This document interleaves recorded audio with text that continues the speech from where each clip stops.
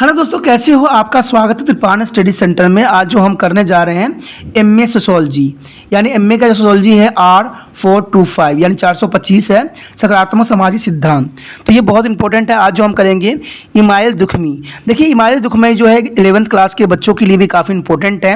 तो हमें जिस सिर्फ टॉपिक से मतलब होना चाहिए, क्लास से नहीं होना चाहिए, क्योंकि मैं ये बच्चों की डिमांड पे जो है एमए के सोशियोलॉजी का जो है सिलेबस बनाने की कोशिश अग्रसर हुआ हूँ। क्योंकि त्रिपान स्टडी सेंटर का सिर्फ एक ही विचार है कि वो बच्चों के साथ चलता है।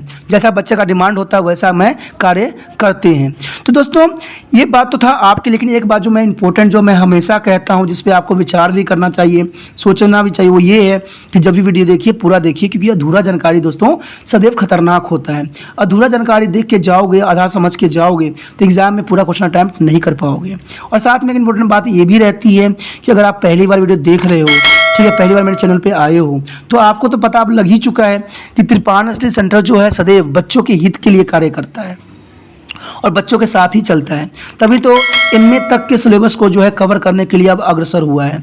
तो इसलिए जो है लाइक शेयर सब्सक्राइब नहीं कीजिएगा तो जो है मेरा जो है मनोबल नहीं बढ़ेगा और शायद मैं आपके लिए कार्य न कर सकूं। अगर आपने मेरा मनोबल बढ़ाओगे तो सदैव जो है त्रिपान स्टडी सेंटर आपके लिए अग्रसर रहेगा और आपके लिए अच्छे से अच्छा करने की कोशिश करेगा।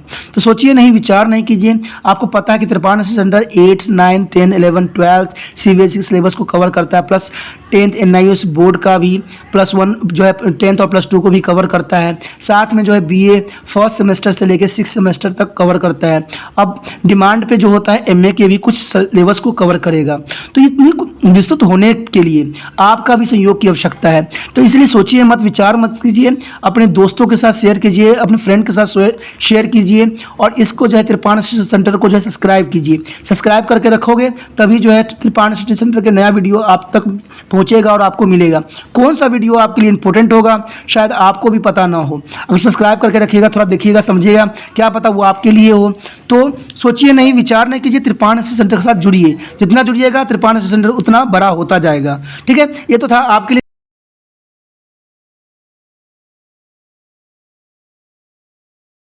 देखते हैं हमारा टॉपिक में आज क्या है।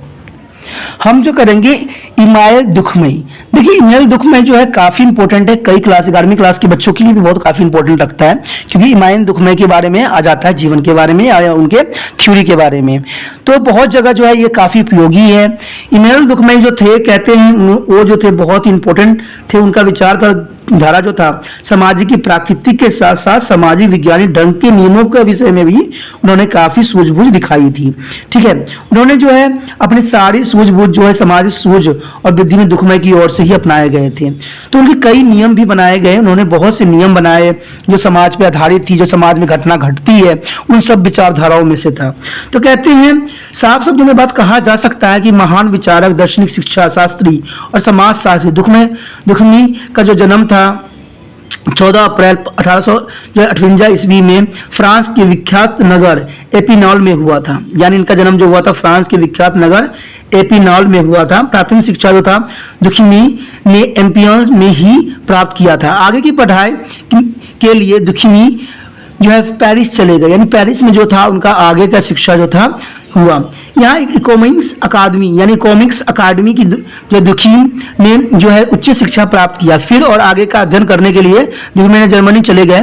उस समय जो है संस्कृति, मानव शास्त्र और जो है इसमें राष्ट्रीय अर्थशास्त्री, लोक मनोविज्ञान आदि विषय में जर्मन विचारधारा से ओतप्रोत थे, जिनका जो है ने गहरा अध्ययन किया। प्रसिद्ध विद्वान अगस्त काम्टे एवं विलियम्स वुड के निबंध का अध्ययन करके दुखमई बहुत ही प्रभावित हुए। वह समाजशास्त्र को एक स्वतंत्र विज्ञान के रूप में देखना चाहते थे। उसे सबसे बड़े फ्रांसीसी जो समाजी विचारकों में से एक माना जाता है, यानी फ्रांसीसी विचारों में से सबसे बड़ा उनको माना जाता है। इसका नंबर जो है अगस्त काम्टे के पश्चात आता है, यानी अगस्त काम्टे को फादर कहा जाता है। तो इन्होंने जो है इसको काफी विस्तृत करने में बहुत ही महत्वपूर्ण योगदान भी दिया था। दरअसल ये फ्रांस का प्रथम अकादमिक समाज वैज्ञानिक है जिसमें काम्टे और सैम्पर के सामाजिक विचारों की व्याख्या की और उन्होंने विकसित किया था। उन्होंने जो है मैनिस की ओर से प्रस्तुत किए गए कानूनी यपों को जो है कार्यान्वित किया और ग्रैपल ट्रेड की आंतरिक थ्योरी यानी इंटरेक्शन थ्योरी की विस्तार सहित व्याख्या भी किया। उसने उस समय की सामाजिक वैज्ञानिक थ्योरियों को वैज्ञानिक तथा तथ्यात्मक आधार प्रदान भी किया। यानी तथ्यात्मक का अर्थ यही होता है कि तथ्यों से यानी रूल रेगुलेशन से उसको बढ़ाने की कोशिश किया। तथ्य जो विचारधारा थी उन पर आधारित अपने वैज्ञानिक दृष्टिकोण द्वारा जो दुर्खिमय समाज विज्ञान के प्रति एक नया दृष्टिकोण प्रस्तुत करने में सफल हुआ और अपने समय के समाज विज्ञान के मध्य एक महत्वपूर्ण स्थान प्राप्त भी करने में सफलता प्राप्त की है। कहते हैं कि उनकी विचारधारा इतने विस्तृत थे कि उस समय के जो है सारे लोगों ने इनका समर्थन भी किया था। उसने पेरिस में शिक्षा प्राप्त की और जर्मनी में समाज विज्ञान और संस्कृति जो है थेरोपोलॉजी का अध्ययन भी किया। कुछ समय तक उन्होंने है बोटवेक्स विश्वविद्यालय में समाज विज्ञान का अध्यापक भी रहे। कहते हैं 1893 ईस्वी में उसे एक थीलेस या डिवीजन ऑफ लेबर के लिए जो है पीएचडी की डिग्री प्राप्त की गई।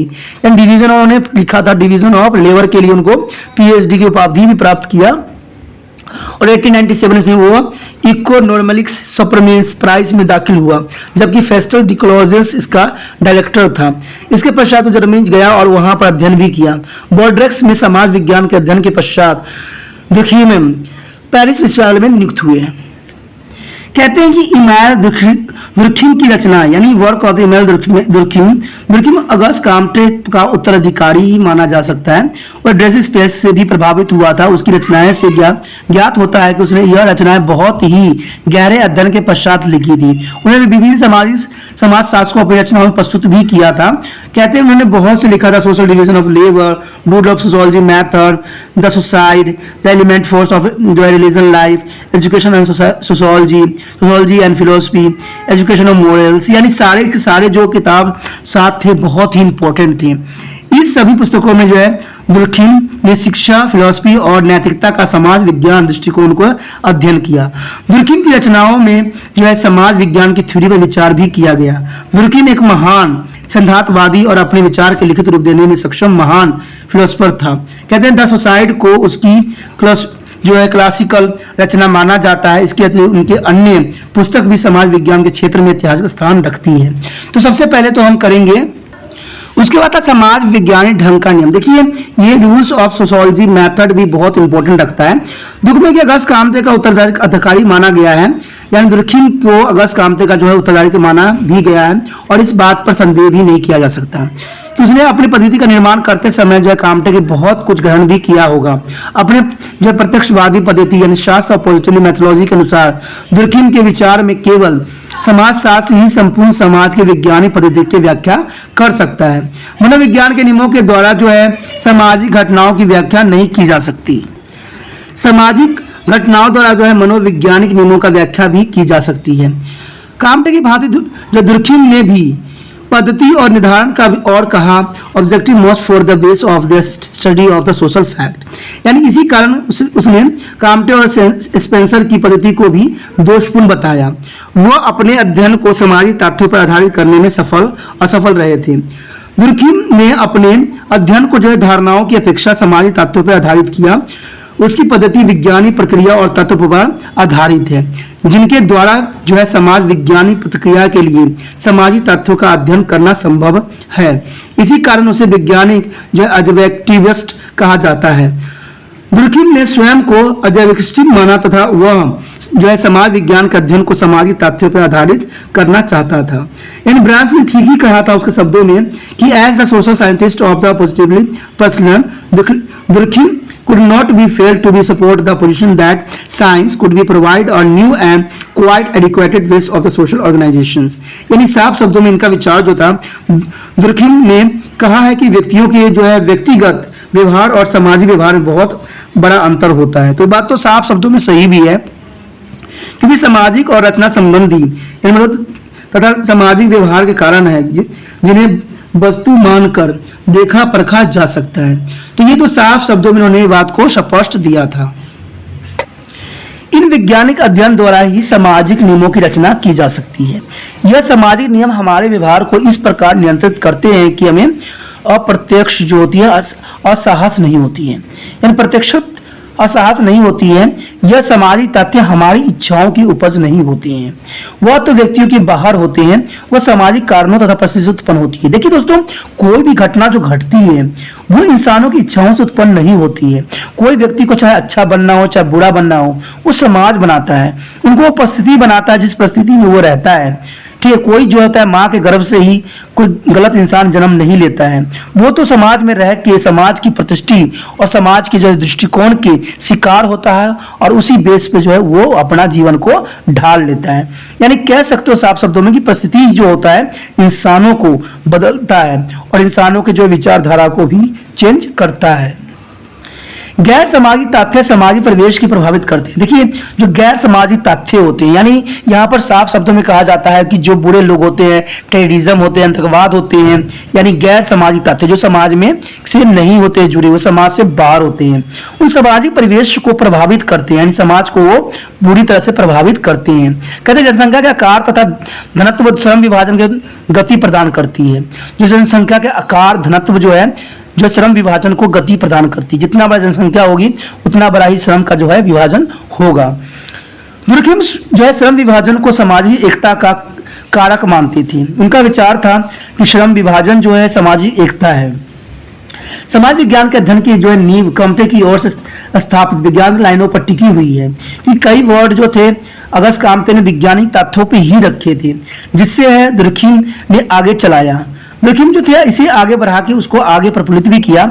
उसने कहा कि समाज विज्ञान का अध्ययन वचन यानी ऑब्जर्वेशन और प्रयोगात्मक एक्सपेरिमेंट्स पर आधारित किया जाना चाहिए।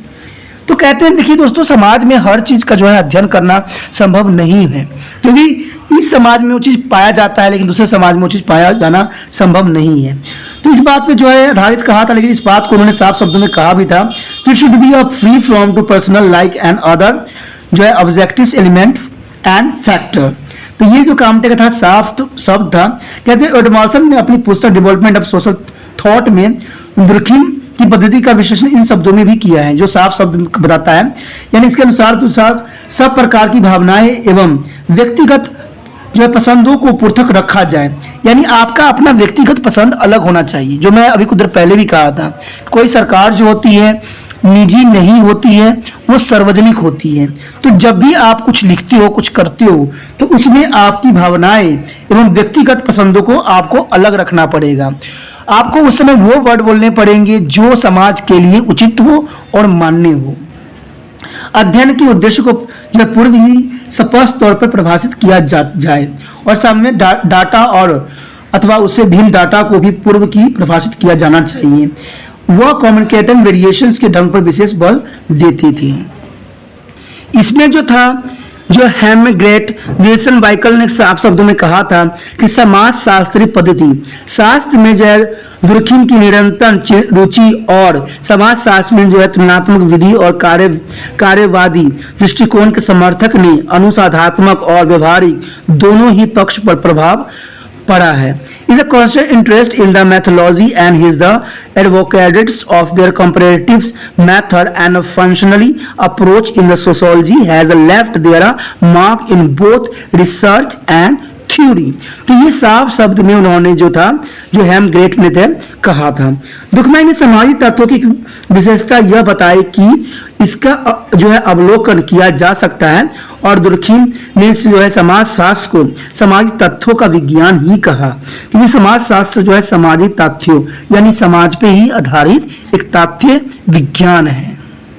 उसके पश्चात था सामाजिक तथ्यों का महत्व। देखिए दोस्तों, आखिर सामाजिक तथ्यों का जो है हमारे समाज पे क्या प्रभाव पड़ता है, आखिर दुर्खिम ने ये बात को क्यों लेके चले, ठीक है, और किस बात पे उन्होंने किया। दुर्खिम ने सामाजिक तथ्यों पर भारी बल दिया था। उन्हें समाज विज्ञान का अध्ययन भावनाओं और विचारों और कल्पना आदि की सहायता से नहीं किया। तो ये तो जो था बहुत ही इंपॉर्टेंट बात था। मैंने कहा था ना कि कभी भी व्यक्ति को जो है निजी नहीं बनना चाहिए, सार्वजनिक बनना चाहिए। उनको अपनी अनुभव नहीं देना चाहिए, उनको जो है जो भावनाओं और विचार कल्पना आदि से दूर रहना चाहिए, परहेज करना चाहिए, तभी जो है वो समाज को सही प्रस्तुत कर सकते हैं। समाज में सिर्फ हमें अपने नहीं देखना है, हमने वो प्रत्येक व्यक्ति की समस्या देखना है जो समाज में रहते हैं, जिनकी समस्याओं से हमें अवगत होने की आवश्यकता है। कहते हैं बल्कि उसका कहना था कि यह अध्ययन व्यक्तिगत तत्वों से संतुष्ट नहीं होना चाहिए, यानी आप अपने व्यक्तिगत घटनाओं से, क्योंकि समाज में भी कई प्रकार के व्यक्ति होते हैं, कोई अमीर होता है, कोई गरीब होता है, किसी के पास सारे सुख सुविधाएं होती है तो किसी के पास कोई सुविधाएं नहीं होती। अगर आपके पास सारे सुविधाएं होंगे तो समाज को तो आप सही वर्णन कर ही नहीं सकते। कहते हैं ना, जो झेलता है समझता है वही जो है सही रूप भी समाज को दे सकता है। दुर्खिम ने साफ शब्दों में भी कहा था कि उनका था कि उनको भावना और विचार और कल्पनाओं से परे होना चाहिए। उसने इस विषय में आगे भी लिखा था कि study of the individually on their base of their consequence in the droven, it is the study of the group of the society which is important. तो ये भाई देखिए कहा गया ना, इंडिविजुअली नहीं होना चाहिए, पर्सनली नहीं होना चाहिए। उसने अपनी पुस्तक रूल ऑफ सोशियोलॉजी मैथड में कहा था कि यदि हम अपना अध्ययन व्यक्तियों के अध्ययन से आरंभ करें तो हम यह समझने के योग्य नहीं हो सकेंगे कि एक समूह में क्या हो रहा है। दुनिया में समाज विज्ञान और समाज विज्ञान में वही बड़ी निरंतरता होती रहती है यथा बायोलॉजी एंड फिजिक्स एंड जो है केमिकल साइंस के मध्य होती है। दुखमय के विचार का मूल्य आधार सामाजिक तथ्य अथवा घटनाएं ही थी। उसने जो है दुर्खिम ने साफ शब्दों में कहा था, उन्होंने साफ बहुत सी किताब ऐसी लिखी थी जो समाज में होने वाली घटनाओं पर आधारित थी। ठीक है, कहते हैं समाज में जो घटनाएं घटती है उसको इन्होंने तथ्य बनाया था, उन्होंने अपना टॉपिक इसी चीज को बनाया था। इन तथ्यों के आधार पर दुर्खिम ने यह सिद्ध किया कि समाज शास्त्र मानवीय जीवन की समस्याओं के विषय में केवल जो सैद्धांतिक चिंतन ही नहीं करता है बल्कि वह व्यवहारिक शास्त्र है। इसका संबंध तथ्यों से होती है। सामाजिक तथ्यों के अध्ययन के लिए जो दुर्खिम ने सामाजिक तथ्यों को दो श्रेणियों में रखा था, एक था बाहरीपन, एक था दबाव। ठीक है, ये बाहरीपन और दबाव जो था उसके लिए विशिष्ट था और उसी बात पे वो आगे बढ़ा भी। दुर्खिम के अनुसार जो है सामाजिक घटना वस्तु तथा सामाजिक घटनाओं के अध्ययन में जो है व्यक्तित्व असंबंधियों है और जो है सामाजिक विशेषताओं तथा घटनाओं का अध्ययन किया जाना चाहिए। ठीक है, जो उन्होंने साफ शब्दों में कहा था कि घटनाओं के अध्ययन में व्यक्ति और असंबंधित और सामाजिक विशेषताओं घटनाओं का अध्ययन किया जाना ही इनका परम धर्म था और यह अध्ययन इन कार्यों से जुड़ने का प्रयत्न भी करता है कि सामाजिक तथ्यों को निर्धारित और प्रभावित करते हैं। इन्होंने बहुत सी बात जो था इनके साफ शब्दों में कहा भी था। सबसे पहले उन्होंने बाहरीपन लिया था। बाहरीपन के आधार पर जो है इमाइल दुर्खिम ने जो एजिलिक्स रियलिज्म की धारणा का विकास किया था। रियलिज्म जो था, रियलिज्म भी हमने किया था और रियलिज्म जो थी बहुत इंपॉर्टेंट भी थी। ठीक है, अगर आप देखोगे जो मेरे वीडियो सब होंगे उसमें देखोगे तो आपको रियलिज्म के बारे में विस्तार से आपको मिल जाएगा। ठीक है, क्योंकि जो बच्चे ने सब्सक्राइब किया उनको सभी वीडियो जो है वीडियो वाले में दिखेंगे, जिन्होंने नहीं किया है सब्सक्राइब शायद उनको न दिख पाए। तभी तो कहता हूँ हमेशा सब्सक्राइब करके रखो, आपको जो है आपके रिलेटेड हर वीडियो जो है वहां पर मिल जाएगा। तभी मैं कहता हूँ रियलिज्म के बारे में हमने किया था, ठीक है, और फेडरलिज्म के बारे में भी हमने विस्तार से आपको बता चुके हैं। तो इन बातों पर भी दुखमय ने छाप लिया था। ठीक है, इस विश्लेषण के आधार पर वह बल देते हैं कि समाज व्यक्तियों से पृथक है और इसकी जो है पृथक और स्वतंत्र वास्तविकता होनी चाहिए। समाज व्यक्तियों के स्वभाव को परिणाम स्वरूप बनता है और यह एक नई वास्तविकता को भी जन्म देती है। यह वास्तविकता विभिन्न व्यक्तियों के विचार और अंतक्रियाओं पर आधारित होती है। देखिए दोस्तों, अगर समाज है तो समाज आपको पता है कि हर व्यक्ति की अपनी विचारधारा है। अगर वही बात आप कह रहे हो तो उसको आप अलग रिप्रेजेंट करोगे, वही दूसरा व्यक्ति कह रहा है तो उसको जो है दूसरा व्यक्ति अपने रूप रंग से उसको प्रस्तुत करेगा। तो कह सकते हो कि वास्तविक विभिन्नता व्यक्तियों की विचारधारा और अंतक्रियाओं पर आधारित होती है और ये वास्तविक व्यक्तिगत चेतना के दूर होती है और उन पर कुछ प्रतिबंधित भी लगी होती है। देखिए, कुछ वर्ड जो होता है आप डायरेक्टली किसी को बोल नहीं सकते, उस पर जो है आपको प्रतिबंधित किया जाता है। ठीक है, क्या पता उस व्यक्ति को सही लगे या वो व्यक्ति जो है आपसे प्रॉब्लम क्रिएट कर ले। तो इन चीजों की जो है खास विशेषता दी जाती है और खास बात इस पे दिया जाता है। उसके बाद जो हमारा है इमाइल दुखमय के अनुसार, देखिए इमाइल दुर्खिम है, इमाइल दुर्खिम ने जो साफ शब्दों में कहा था social fact are therefore to be studies as object and that is why it is the necessity to apply the methodology of natural science will study this fact. तो इन्होंने साफ शब्दों में साफ वर्डों में एक बात क्लियर किया था। उसके बाद जो था बॉर्डर्स ने इस संबंध में दुखमय के विचार का ठीक ही विश्लेषण करते हुए भी कहा था। इन्होंने विश्लेषण किया था बोगार्ट्स ने कि Durkheim was the part of the positivisms and delivered is the applied to a method physical science to study of social action. यानी इनका विचार डायरेक्टली था कि उन्होंने सोशल एक्शन जो है सोशल पे बहुत अच्छा है उन्होंने एक्शन लिया और कह सकते उन्होंने बहुत अच्छे विचारधारे भी दिया, क्योंकि किसी व्यक्ति का जो है जो सार्वजनिक बनाना बहुत ही इंपॉर्टेंट रहता है, क्योंकि उन्होंने अपना निजी बातों पर उन्होंने समर्थन नहीं किया, उन्होंने सार्वजनिक बातों पे लेके चला। तभी जो समाज में फैली हुई उनकी दुर्दशा थी, उनके विचारों को और उनके जो है कारणों को उन्होंने साफ रूप में रखने का जो है अपना अग्रसर प्रयत्न को जारी रखा। उसके बाद दूसरा बात जो था दबाव। दबाव से अभिप्राय समाज तात्विक व्यक्तियों को और संबोधित करते हैं और वह आसपास का भाग बनते हैं। ये व्यक्तियों की ओर से उत्पन्न नहीं किए जाते हैं और वह व्यक्ति की चेतना से बाहर होते हैं। वो यह जो है व्यक्ति की इच्छाओं द्वारा प्रभावित नहीं किए जा सकते हैं। दूसरी ओर यह जो है मानव व्यक्तियों की इच्छाओं को प्रभावित करता है। यह व्यक्ति विचारों से अलग सामूहिक चेतना से उत्पन्न होते हैं। उन्हें हम देख नहीं सकते हैं परंतु उसका जो है बदलाव अनुभव भी कर सकते हैं। यह व्यक्ति चेतना से अधिक शक्तिशाली होते हैं, यानी लोगों की चेतना से जो होता है ये काफी बहुत ही बड़ा होता है। उसके बाद कहा गया है कि दुर्खिम की पद्धति के जो है थ्योरिकल और प्रयोगात्मक आधार। देखिए दुर्खिम ने साफ शब्दों में किया था theoretical and empirical based on the methodology, इन्होंने बनाया था। दुर्खिम का विचार था कि सामाजिक क्रियाएं सामाजिक तत्वों को निर्माण करती है और उनका जो है ऑब्जेक्टिव्स ढंग से जो है विश्लेषण और व्याख्या की जानी चाहिए।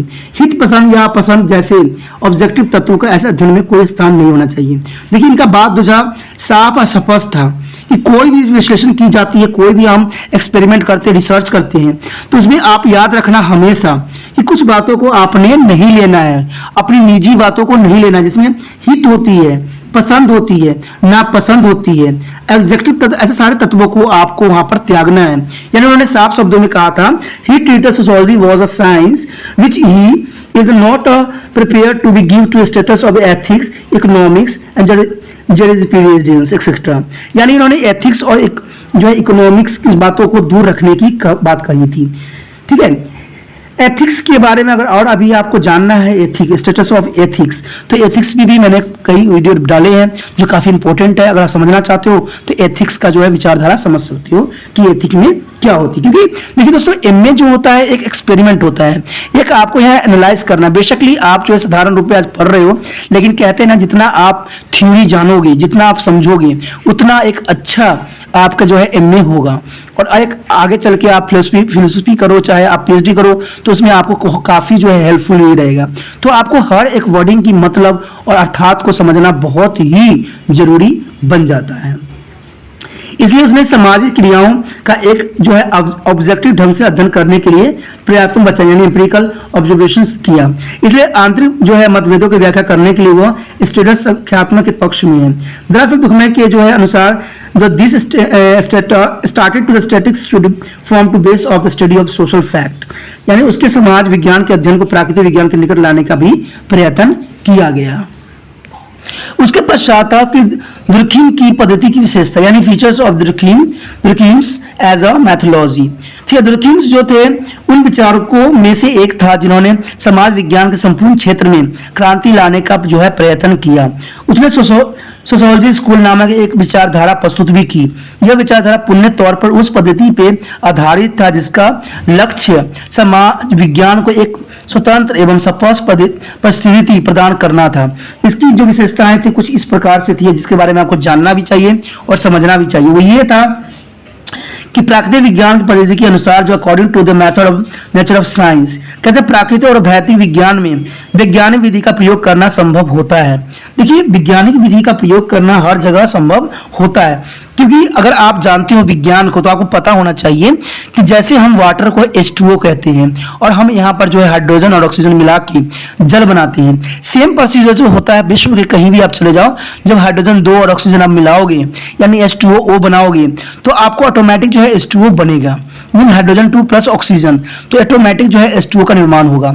तो साइंस का मतलब यही होता है कि जो भी एक्सपेरिमेंट हम करते हैं उसका जो है सभी जगह रिजल्ट सामान्य हो। अगर वो रिजल्ट हर जगह चेंजेबल होता है तो वो साइंस नहीं कहलाता है, वो साइंस की थ्योरी पे भी नहीं उतरता है। तो इसलिए जो है उसको साफ शब्दों में आप साइंस नहीं कह सकते। उनमें जो तथ्य होते हैं उन बातों को जानना भी बहुत जरूरी है। कहते हैं वो वास्तविक अस्थायी और वस्तुनिष्ठ होते हैं, उनमें प्रयोग किए जाने वाले अध्ययन वस्तु का रूप नहीं बदलता है। जैसे मैंने आपको बताया भी है कि वो जहां भी एक्सपेरिमेंट आप कर लो, जहां भी आप चले जाओ, उस वस्तु का जो है रूप कभी भी नहीं चेंज होगा, उसका रूप जो होगा सेम एज इट इज वैसा ही होगा। दुर्खिम ने अपना अध्ययन जो है प्रयोगात्मक और सफल तथ्यों पर आधारित भी किया। वो चाहता था कि समाज विज्ञान का अध्ययन प्राकृतिक विज्ञान की भांति किया जाना चाहिए और इसी कारण वह चाहता था कि सामाजिक तथ्यों का अध्ययन इस ढंग से किया जाए कि उन्होंने साफ शब्दों में कहा था, बोरगेल्स ने, कि अपनी पुस्तक में लिखा था the development of social thought. ठीक है, यानी सोशल थॉट में उन्होंने साफ शब्दों में कहा था कि Durkheim's was the part of positively and that believed to apply the method of the physics science to be a study of social action, जो हम पहले भी कह चुके हैं। तो इस बात को जो है साफ शब्दों में कहना और बताना भी एक बहुत बड़ी जो है उसकी योग्यता के ऊपर जो है प्रदर्शित करता है, योग्यता को स्पष्ट रूप में दिखाता है। उसके पश्चात हमारे पास है व्यवहारिक समाज विज्ञान, अप्लाई सोशियोलॉजी। दुर्खिम समाज विज्ञान को एक व्यवहारिक आधार देना चाहते थे। उसके कथानुसार सामाजिक घटनाएं उन वस्तुओं पर आधारित है जो समाज के लाभदायक है और समाज विज्ञान का अध्ययन करते समय इन बातों का अध्ययन में रखा जाना चाहिए। दुर्खिम चाहता था कि सामाजिक तथ्यों का अध्ययन प्राकृतिक विज्ञान के तथ्यों की भांति निष्पक्ष ढंग से किया जाना चाहिए। देखिए, कोई भी अगर आप कार्य करते हो, चाहे आप जो भी कार्य करते हो, उसको निष्पक्ष ढंग से करना एक सही जो है व्यक्ति का सही पहचान है। और जो निष्पक्ष भाव से नहीं करता है उसका जो विघटन सदैव होती रहती है। इसलिए वो उसे इस एक व्यवहारिक आधार देने चाहते थे, यानी दुर्खिम जो थे इसको एक व्यवहारिक आधार देना चाहते थे। और उन्होंने साफ शब्दों में कहा था, द सोशल जो helpful is that which is a normal and as there are normal types of identical with the average type of every deviations from his standard as the pathological phenomena। तो इनकी विचारधारा जो थी साफ और स्पष्ट थी। उसके पश्चात था हमारा समाज तथ्य एवं घटनाओं का अध्ययन। देखिए, study of social fact and event. Durkheim चाहते थे कि समाज विज्ञान को स्पष्ट तथ्य एवं घटनाओं के अध्ययन पर आधारित किया जाए। तथ्यों को वस्तुओं की भांति विश्लेषण भी किया जाए। जो तथ्य होते हैं उनके वस्तु की तरह विश्लेषण किया जाए, यानी उसका जांच परख एक्सपेरिमेंट किया जाए, न कि पक्षपात पूर्ण ढंग से विश्लेषित किया जाए। देखिए, पक्षपात जो ऐसा एक वर्ड है ना, जो कि समाज के कल्याण के लिए कभी भी उचित और मान्य नहीं होगी। क्योंकि पक्षपात होता है उनके लिए होता है जो सही नहीं होते हैं। ठीक है, पक्षपात करना किसी भी समाज के लिए सही नहीं रहता है। तो पूर्ण ढंग से विश्लेषण किया जाए। वो चाहता था कि उसका अध्ययन भी उसी तरह किया जाए यथा कि प्राकृतिक विज्ञान में तथ्यों का अध्ययन किया जाता है।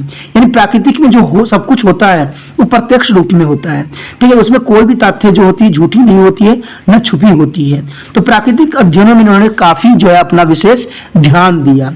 वो सामाजिक तथ्यों को व्यक्तिगत तथ्यों के से पृथक करना चाहते थे। यानी व्यक्तिगत जो हमारे तथ्य होते हैं उनको सदैव ही अलग रखने की आवश्यकता होती है। उसके बाद सामूहिक चेतना का अध्ययन, स्टडी ऑफ कलेक्टिव कॉन्सिक्वेंस। जो इमाइल दुर्खिम का विचार था कि समाज विज्ञान के अध्ययन का उद्देश्य व्यक्तिगत चेतना से पृथक सामाजिक चेतना का अध्ययन होना चाहिए। देखिए, ये बात जो है बार बार आती है और बार बार आपको कहने की कोशिश करते हैं कि सामाजिक अध्ययन जो होना चाहिए व्यक्तिगत चेतना और सामाजिक चेतना का अध्ययन होना चाहिए, न कि उनके अपना निजी होना चाहिए। यानी कभी भी आप अध्ययन करते हो अपनी व्यक्तिगत चेतना नहीं लेना चाहिए उसमें, यानी अपनी व्यक्तिगत विचारधारा नहीं होना चाहिए। उसका विचार था कि सामाजिक घटनाएं व्यक्तिगत कार्य का परिणाम नहीं है बल्कि समूह मानव का परिणाम है। वो चाहता था कि सामाजिक तथ्य का अध्ययन सामूहिक चेतना के प्रकाश में किया जाए। दरअसल उसका विचार था कि सामाजिक तथ्य सामूहिक चेतना का परिणाम है और उसमें इसकी इसी ढंग से व्याख्या भी उन्होंने साफ शब्दों में किया भी था। उन्होंने ग्रुप मन को जो है व्यक्तिगत मन से अधिक ऊपर समझा था। इसी कारण उन्होंने साफ शब्दों में कहा था कि द अल्टीमेटेड और origins of all the social processes of all important must be sorted in their situation of the internal social malice। तो ये साफ शब्दों में ये बात कही गई थी। उसके बाद था हमारा कारण संबंधों का अध्ययन। देखिए, study of the casual relationship.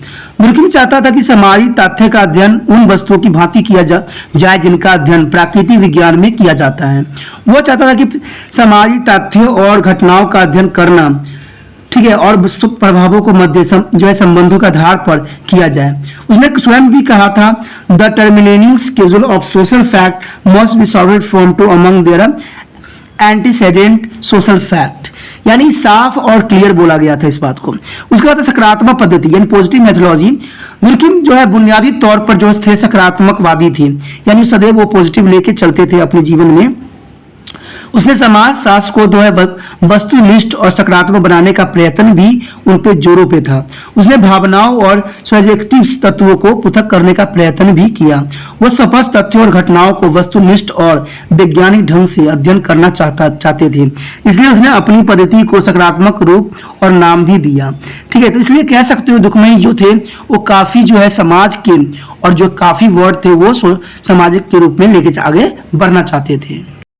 उसके पश्चात है दुर्खमी का आलोचना। देखिए कहते हैं ना, अगर आप कुछ भी करो, अच्छा करो चाहे बुरा करो, आपके आलोचना करने वालों की कमी नहीं है।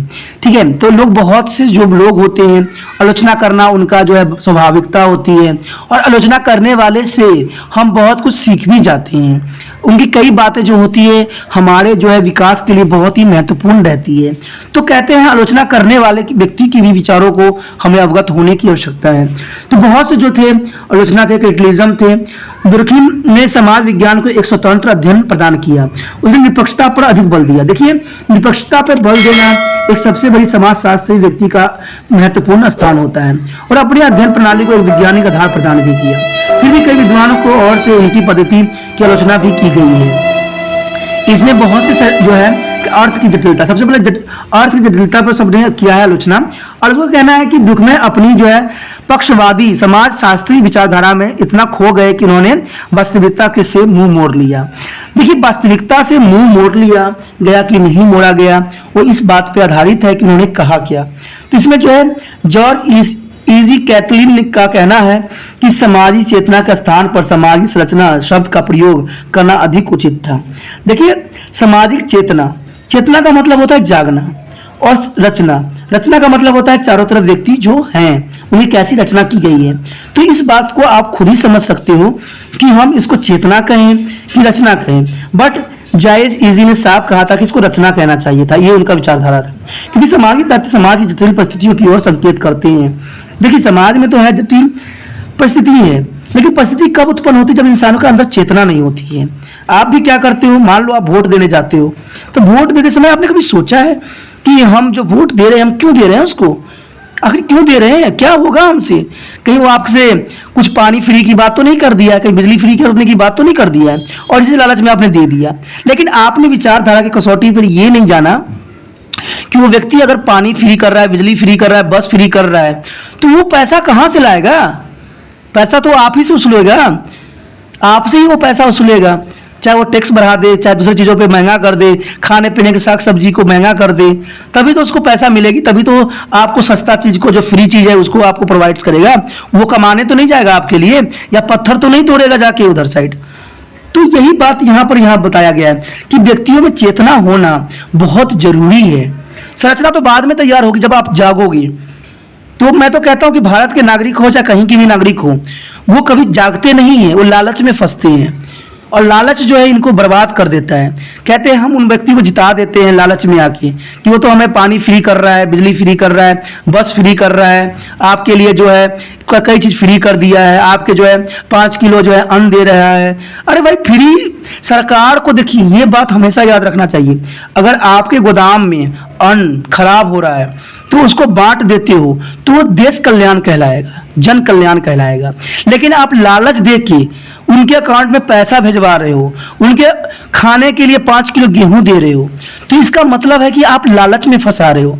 आपको जो है आगे का इलेक्शन का आपका टेंशन है, ना कि लोगों का टेंशन है। आपने खाते खुलवाए, खाते में पैसे भेज रहे हो, अरे उनके काम के लिए देखो ना, उनके काम दो, उनके घर में हर एक व्यक्ति के लिए काम प्रोवाइड्स करो। उनकी आपकी जरूरत नहीं पड़ेगी 5 किलो का, या आपके पैसे जो भेजते हो उसकी जरूरत नहीं पड़ेगी, वो तो खुद ही सक्षम है।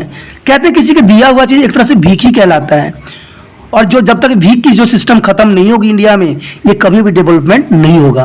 तो देखिए दोस्तों, आप बड़े क्लास में हो, इन बातों को समझना आपकी थिंकिंग होना चाहिए। तो यही बात तो यहाँ पर इन्होंने कहने की कोशिश किया है कि दुर्खमी जो थे वो चेतना जगाना चाहते थे, लेकिन जॉर्ज इसी ने ये बात का साफ कहा कि सामाजिक संरचना शब्दों को प्रयोग करना चाहिए। चलिए, जब सबका अपना विचारधारा है, लेकिन मैं एक बात हमेशा कहता हूं कि जो सत्य है वही सत्य है, सत्य को झुठलाया नहीं जा सकता है, क्योंकि सामाजिक तथ्य समाज की जटिल परिस्थितियों की ओर संकेत करता है और समाज को बनाता है, इसलिए उनका अर्थ स्पष्ट होना चाहिए। उदाहरण में थिंग्स का कोई एक निश्चित अर्थ नहीं दिया जा सकता। आपको पता है थिंग्स जो है कई मतलबों से बनी होती है और इस बात से उनकी जो है संपूर्ण पद्धति को जटिल बना दिया जाता है। तो ये बात सच भी है। अन्य समाज विज्ञानी का कहना है कि सामाजिक तथ्य एक घटनाओं के समान वस्तु के समान मानना ठीक नहीं है, क्योंकि वह विभिन्न विभिन्न प्रकृति के होते हैं। तो ये बात भी सत्य भी है कि देखिए, समाज में अगर आप रह रहे हो तो सबका विचारधारा जो है एक जैसा नहीं होता है, वो विभिन्न विभिन्न प्राकृतिक के होते हैं, विभिन्न विभिन्न ढंगों के होते हैं। इसमें साफ शब्दों में बर्नस ने कहा था कि the intended meanings of the formulas has never been too clear because documents used to their term things of from a different and the closer related to sense. तो इनका बात तो भी साफ था कि जो दुर्खम्स ने साफ शब्दों में बात के लिए कहा गया था कि उन्होंने जो कहा है उसके बर्नस ने अपना विचारधारा रखा था। उसके बाद था तथ्यों का संग्रह करने के दोषपूर्ण ढंग। देखिए, defected method of collection of the fact. कहते हैं दुर्खिम की पद्धति जबकि प्राकृतिक एवं भौतिक विज्ञान की, जो भौतिक विज्ञान की पद्धति को अपनाने पर बल देती है, परंतु यह तथ्यों के संग्रह का कोई ठीक और विश्वसनीय ढंग प्रदान नहीं करती है। यह बात उसकी पद्धति को दोषपूर्ण बना देती है। उसके निष्कर्ष कई बार अपर्याप्त तथ्य समक्ष पर आधारित होते हैं। देखिए, समाज जो होता है, अगर हम इस पर एक्सपेरिमेंट भी करते हैं तो ये बात तो सच्चाई है कि इसका रिजल्ट सही जगह मानने नहीं भी आती है, क्योंकि ये समाज है। समाज बदलता हुआ परिस्थिति का एक नाम है। तो दुर्खिम ने इस बात क्लियर किया था कि हर जगह जो उन्होंने किया है वो दोषपूर्ण ही आता है। चलिए, ये बात कई तथ्य पे आधारित सही भी है, क्योंकि सोशियोलॉजी यानी साइंस कहना कई आधारों पर ठीक भी नहीं था। इसलिए शॉर्किन ने साफ शब्दों में कहा था कि authority recognising there claim of sociology for it the interpretations of social phenomena and it is the valuable contributions to their science and sociology, we would unstability rejects with claim to the scientific monopolies and investigations। चलिए, इन्होंने investigation को priority दिया, interpretation को भी दिया, तो ये बात बहुत ही इंपॉर्टेंट था। चलिए, ये बात तो सही भी है कि भाई अगर समाज में आप रह रहे हो तो समाज का जो है एक तथ्य निकलना कहीं हद तक उचित भी नहीं रहता और नहीं निकलता भी है। इस बात को तो है मैं भी समर्थन करता हूँ। चलिए, कहते हैं कि दुर्खिम ने इतना जो इंपॉर्टेंट बातें सब दिया, हम उसको इग्नोर भी नहीं कर सकते। ये कहते हैं कोई चीज बनता है तो उसी समय सब चीज निर्धारित नहीं होता है। और मान लीजिए आप एक घर बना रहे हो तो आप पहले से सब चीज निर्धारित न कर सकते हो। जब आप घर में रहते हो तो धीरे धीरे आप जो होते हो सब वस्तुओं को जो है अपने अपने जगह पर सेट करते हो। तो दुर्खिम जो था अपना समाज हिस्ट्री लिया, बेशक उन्होंने अगस्त कामते का भी रिसर्च को लिया, लेकिन उतना सक्षम होना शायद सभी साइंटिस्टों के लिए सक्षमता नहीं होती है। कुछ आप बनाते हो पहली बार तो उसमें बहुत सी खामियां होती है, तो धीरे धीरे लोग जो होते हैं उस खामियों को दूर करके उसको एक बेहतरीन चीज बना देते हैं। तो वो कहते हैं ना कि अगर कोई व्यक्ति ने इतना अच्छा एक्सपेरिमेंट किया है तो उसकी जो है पॉजिटिव के साथ साथ हमें नेगेटिव को भी देखना पड़ता है, और नेगेटिव को थोड़ा इग्नोर कर दिया जाए, थोड़ा कम कर दिया जाए तो ही तो ठीक है, क्योंकि नेगेटिव अगर है तो उसको दूर करना ही दूसरे साइंटिस्ट का जो है फिलोसोफर का काम होना चाहिए।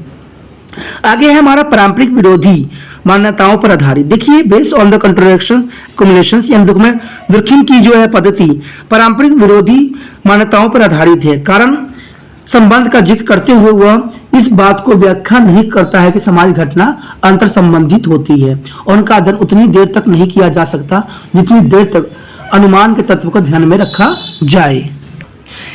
इसलिए यह कहना कि सामाजिक तथ्यों का अध्ययन करना और प्रभाव संबंधों के आधार पर किया जाए पूरी तरह से सही नहीं भी हो सकता है।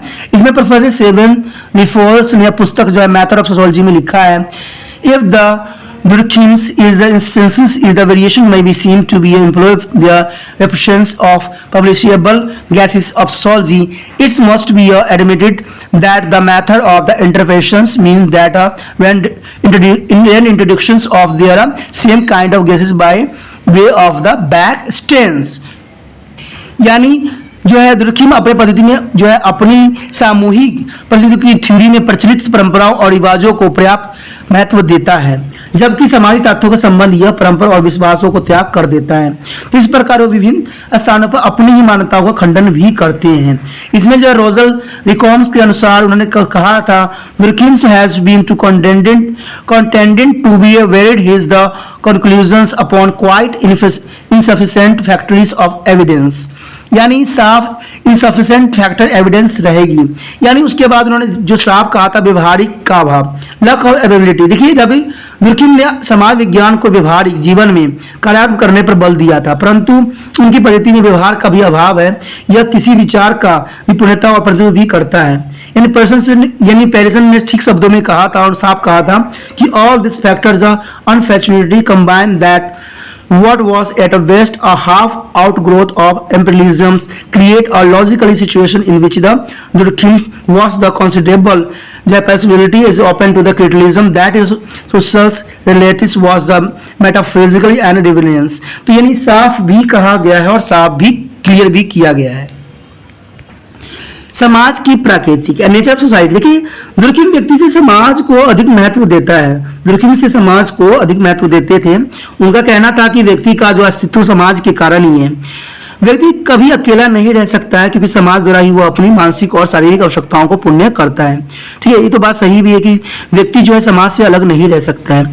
जो अलग रहने की कोशिश करेगा शायद उसका अस्तित्व भी नहीं रहेगा। मनोवैज्ञानिक घटनाएं समाज अंतर क्रियाओं का परिणाम है। उन्हें किसी भी कारक की व्याख्या नहीं की जा सकती है, परंतु कारक से परिणाम की व्याख्या की जा सकती है। समाज एक आत्मनिर्भर वास्तविक है, यानी society is the relative to genres.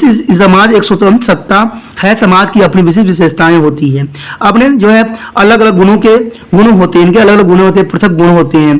व्यक्तिगत धारणाओं को समाज शास्त्र में केवल इतना ही स्थान प्राप्त है कि व्यक्ति सामाजिक अंतक्रियाओं में समाज के जो निर्माण में सहयोग देते हैं। समाज गुणों और विशेषताओं को बाहर से अनुभव किया जा सकता है, क्योंकि वह वस्तु होती है। व्यक्तियों के अपनी आवश्यकताओं की पूर्ति के लिए समाज में रहता है और उसके नियमों और मापदंडों और मूल्य आदि के अनुसार स्वयं को भी ढालता भी है। दुर्खिम ने समाज को एक उच्च स्थान प्रदान भी किया और इसे उच्च नैतिक और आध्यात्मिक गुण भी प्रदान किया। इस प्रकार दुख में समाज के व्यक्ति से अत्यधिक महत्वपूर्ण माना जाता है।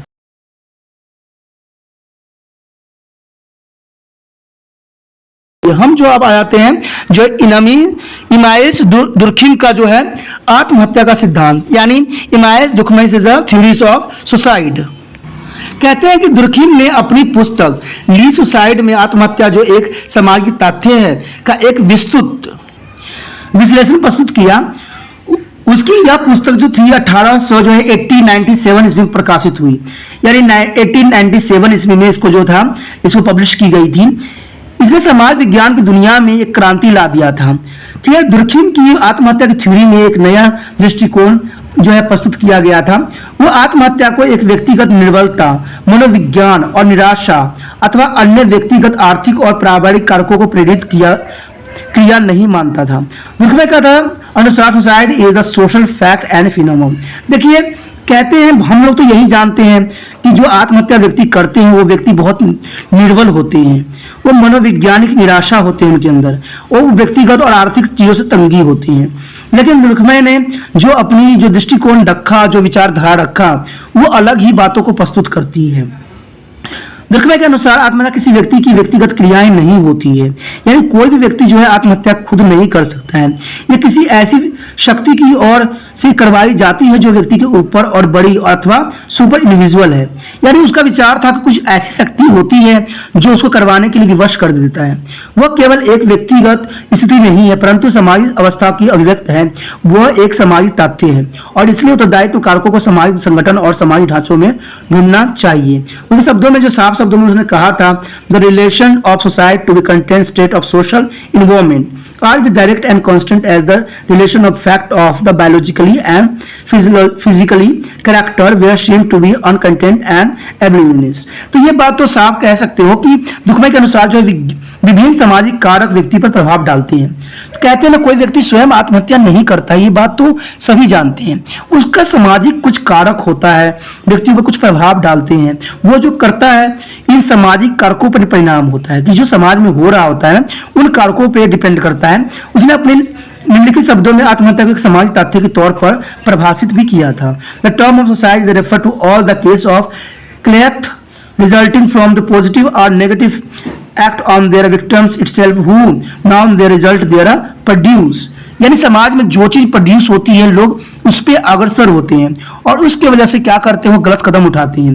क्योंकि आत्महत्या कोई व्यक्ति नहीं कर सकता है, क्यों? क्योंकि उस व्यक्ति से अगर आप बात करोगे एक दिन पहले तो वो अपने जीवन के लिए महत्वपूर्ण बताएगा, लेकिन किस समाज के कुछ कारण होते हैं जिसकी वजह से उसको ऐसा करने के लिए विवश करता है। लेकिन कहते हैं ना कि ऐसा व्यक्ति तो वो करते हैं जो निर्बल होते हैं, जो सही नहीं होते हैं। फिर समाज कभी उनको सही कह ही नहीं सकता, क्योंकि क्यों कर देखिए कहते हैं ना समाज में व्यक्ति जब आता है तो उसको संघर्ष करना होता है, क्योंकि कहते हैं ना जब दुख नहीं मिलेगा तो हम जीवन हमारे लिए किस काम का। इसमें बहुत से पोएट ने अपनी विचारधारा रखा है, बहुत सी बातें हैं, अगर आपने पढ़ा भी होगा जाना भी होगा तो इसमें से जो है बहुत सी बातें जो होती है हॉप आपको पता ही है। आपके जो देश के जो कवि हैं आपको पता है कि रविन्द्रनाथ टैगोर हैं। रविन्द्रनाथ टैगोर को इतनी दुख मिली थी, आपने पढ़ा भी होगा गीतांजलि। तो गीतांजलि जो था बीए में था, जो बहुत इंपॉर्टेंट थी। उसमें गीतांजलि में आप देखोगे कि रविन्द्रनाथ टैगोर जी के जो थे सारे जो बच्चे थे, बीवी थी, सब के सब खत्म हो गए। उनमें जो था बिल्कुल हौफ ही खत्म हो गया, लेकिन फिर भी वो निराश नहीं हुए। उन्होंने गीतांजलि की रचना किया और अपने दुख दर्द जो था अपने दोस्तों के साथ, अपने पाठकों के साथ बांटा और अपना जीवन को जो है अंत तक सुचारू रूप से और सही ढंग से अपना जीवन यापन किया। ये सबसे अच्छा एग्जाम्पल थे। अब देखिए किसी इतना बड़ा दुख से कोई दुख बड़ा हो ही नहीं सकता जिसका सारे परिवार खत्म हो जाए, अपने खत्म हो जाए, फिर भी जो है उन्होंने अपना जीवन को सादगी भरा और गरीबों में लगा दिया। आखिर इससे बड़ा एग्जाम्पल आपको कौन दे सकता है? आप तो अपना व्यक्तिगत दुख देखते हो, लेकिन कहते हैं ना जो दूसरे का दुख दिखता है वही सच्चा इंसान कहलाता है। तो आप रविन्द्रनाथ टैगोर जी से जो है आप प्रेरणा प्राप्त कर सकते हो। उसके पश्चात हमारा है नैतिक मूल्य का पतन, degradation of the moral value. देखिए औद्योगिक और टेक्नोलॉजिकल विकास के परिणाम स्वरूप नैतिक मूल्य का पतन आरंभ हो गया है। ये तो बात कहीं हद तक सत्य भी है, क्योंकि औद्योगिकरण की वजह से क्या हुआ है, लोगों ने अपने जीवन को आलस्य में बना दिया है। टेक्नोलॉजी की वजह से क्या हुआ है, उन्होंने हर एक कार्य को जो है दूसरे समाज पे थोप दिया है। आज जो है दूसरे एजेंसी जो है हमारे सारे कार्यों को संभाल लिया है, चाहे घर के एक काम से लेकर अनेक काम तक जो है दूसरे एजेंसियों ने संभाल लिया है। आज तो आपको घर भी साफ करवाना होता है, आप एजेंसी को कॉल करते हो, कपड़ा साफ करवाना होता है, आप एजेंसी को कॉल करते हो, आपको खाना चाहिए तो एजेंसी को कॉल करते हो। सारे काम तो आपने टेक्नोलॉजी और एजेंसियों पर छोड़ दिया है, तो आपका जीवन सुचारू रूप से कैसे चल सकता है? तो यही सबसे बड़ा कारण बनता है नैतिक मूल्य का जो है धीरे धीरे पतन होता जा रहा है। लोग जो है टेक्नोलॉजी पे आश्रित होते जा रहे हैं। आज जो है व्यक्ति हाथ से अपने कपड़ा धोना नहीं पसंद करते हैं, आज टेक्नोलॉजी का इस्तेमाल करते हैं। तो उनके अंदर जो होगा कहां से उनमें नैतिकता आएगी? नैतिकता का तो उनकी सारी पतन हो चुकी है। वो इंसान कहां रह गए? वो तो सिर्फ कहते हैं ना एक आलस्य का एक जो है आलस्य रूप धारण कर लिए है। इसी कारण समाज का विघटन होना आरंभ हो जाता है। अगर ऐसी पद्धति रहेगी, ऐसी प्रवृत्ति रहेगी तो समाज का विघटन होना सच ही होगी। समाज के उचित संगठन और नियंत्रण के लिए कुछ निश्चित मूल्य एवं नैतिक दबाव आवश्यक होता है। यदि समाज में नैतिक दबाव और मूल्य न हो तो आत्महत्या के आधार उत्पन्न हो जाते हैं। अगर मान लीजिए कोई व्यक्ति काम नहीं कर रहा है, बैठा हुआ है, तो दूसरे व्यक्ति की जो है बुराइयों का आलोचना का शिकार बनेगा ना, और आलोचना का शिकार बनेगा तो कोई गलत कदम उठाएगा। अगर आप सुचारू रूप से अपना कार्य कर रहे हो, और सरकार को भी इस बात पर ध्यान देना चाहिए कि प्रत्येक व्यक्ति जो काम पे लगे रहना चाहिए, इसलिए ऐसे काम की व्यवस्था करना चाहिए कि हर व्यक्ति जो है काम पे सजग रहे। इससे क्या होगा, व्यक्ति काम पे अपना थका मारा रहेगा और अपना जीवन को जो है सुचारू रूप से चलाने में अग्रसर रहेगा। तो इससे क्या हो, समाज को नियंत्रण रखने में भी बहुत काफी इंपॉर्टेंट रह जाता है।